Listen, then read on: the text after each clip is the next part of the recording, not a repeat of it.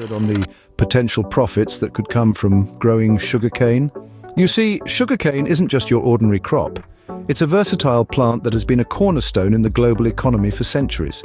From the sweetener in your morning cuppa to the ethanol fueling your car, sugarcane plays an integral part in our daily lives. In this day and age, the demand for sugarcane is skyrocketing, thanks to its diverse uses, including in the production of biofuels, animal feed, and of course sugar. This tropical grass is a hot commodity. And the best part? It's relatively simple to grow. With the right knowledge and a bit of hard work, you could turn a patch of land into a profitable sugarcane farm. There's no denying it, sugarcane farming is a venture worth considering. So, are you ready to delve into the world of sugarcane farming? To begin your journey into sugarcane farming, you need to understand the basics. Sugarcane farming, like any other agricultural endeavor, requires careful planning, preparation, and a bit of hard work. But don't worry, the rewards are well worth the effort. Now let's delve into the initial requirements needed to kickstart your sugarcane farm. First off, land is a critical factor. Sugarcane thrives best on well-drained, deep soils that are rich in nutrients. The size of your land will largely depend on the scale of farming you intend to undertake. Whether it's a small-scale family farm or a large commercial operation, ensure the land is fertile and suitable for sugarcane growth. Next, let's talk about climate. Sugarcane is a tropical plant. It loves warmth and abundant sunshine. Regions with temperatures between 21 to 27 degrees Celsius and an annual rainfall of about 1,200 to 1,500 millimeters are considered ideal for sugarcane cultivation. So if you're living in a region that fits this description, you're in luck. Moving on, we have the initial capital. Startup costs for a sugarcane farm can vary widely based on the size of the farm, the cost of land, equipment needs, and labor costs. As a rule of thumb, always prepare a comprehensive budget plan to account for all possible expenses. This includes the cost of purchasing sugarcane seedlings, fertilizers, and necessary farming equipment. Additionally, consider the cost of labor. From planting to harvesting, sugarcane farming can be labor-intensive.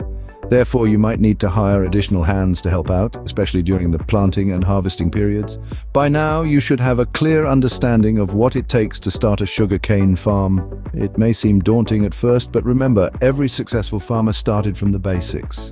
With the right land, ideal climate, and adequate initial capital, you're on the right path to becoming a successful sugarcane farmer.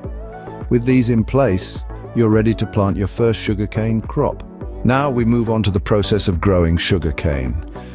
Embarking on the journey of sugarcane cultivation begins with preparing the land. This is a crucial step to ensure that the soil is conducive for the growth of your cane. The land should be tilled thoroughly, breaking up the soil to make it more pliable for planting. This can be achieved by using a plow, which helps to turn the soil over, burying the weeds and crop residues in the process. Next, the planting phase begins. Sugarcane is propagated from mature cane stalk sections, also known as sets.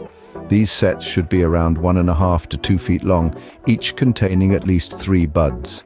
They are planted in furrows and covered with soil. The planting should ideally occur at the onset of the rainy season to ensure that the sets receive adequate moisture for sprouting.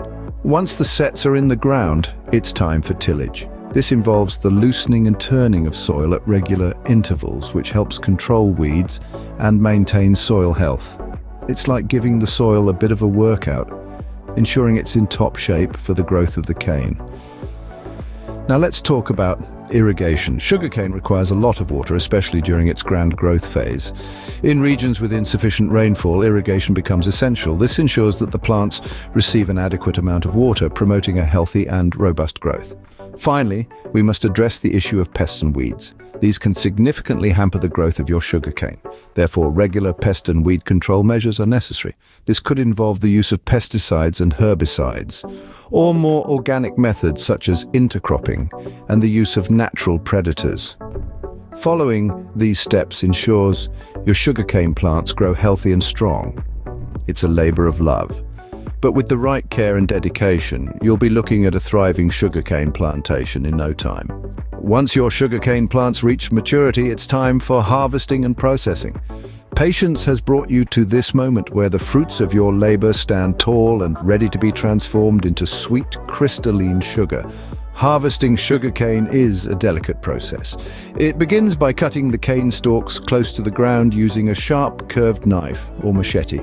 It's important to remember that sugarcane is a tropical grass, and like all grasses, it stores its energy in the roots. By cutting close to the ground, you ensure the maximum amount of sugar is harvested.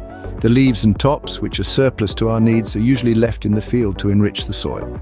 Once harvested, the cane is quickly transported to the mill to avoid any loss of sugar content. Here it undergoes a process of washing, crushing and extracting. The cane is washed to remove any dirt or impurities. Then it's crushed between heavy rollers to squeeze out the sweet juice. This juice is collected and heated to a high temperature, which helps to separate the sugar crystals from the liquid. The remaining liquid is known as molasses, a byproduct of sugar production that has its own uses. The sugar crystals are then spun in a centrifuge to remove any remaining liquid. The result is raw sugar, a brown, grainy substance that's ready to be refined further or sold as is. The raw sugar is often transported to a refinery for further processing, where it's purified, filtered and bleached to produce the white, granular sugar we're all familiar with.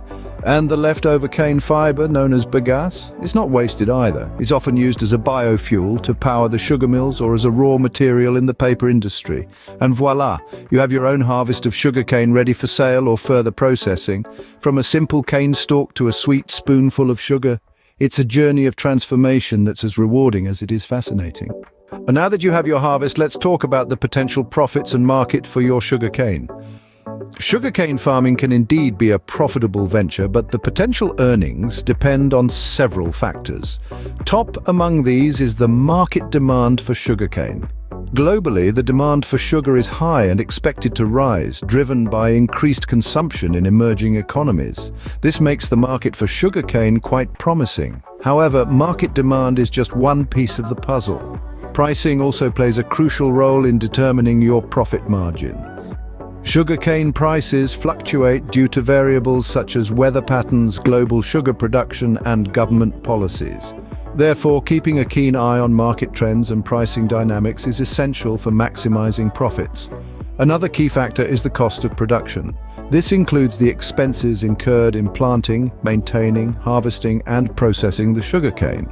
Some of these costs can be mitigated by adopting cost-effective farming techniques like intercropping and mechanized farming. Also, bear in mind that sugarcane isn't just for sugar production, it's also used in making biofuels, rum and molasses, among other products. Therefore, diversifying your product offering can open up new markets and increase your earning potential. Let's not forget the role of value addition. Processing your sugarcane into various products, such as refined sugar and ethanol, can significantly increase its value. This could mean higher profits for you. However, it's important to note that the profitability of sugarcane farming isn't guaranteed. Like any business venture, it has its risks: weather conditions, pests and diseases, market volatility. These are all challenges that could affect your earnings. But don't let these challenges deter you. With the right strategies, you can navigate these hurdles and make the most of the opportunities in the sugarcane market. Remember, farming is not just about making money, it's about nourishing the land, providing for the community, and contributing to the global food supply. With the right strategies, sugarcane farming can indeed be a lucrative venture.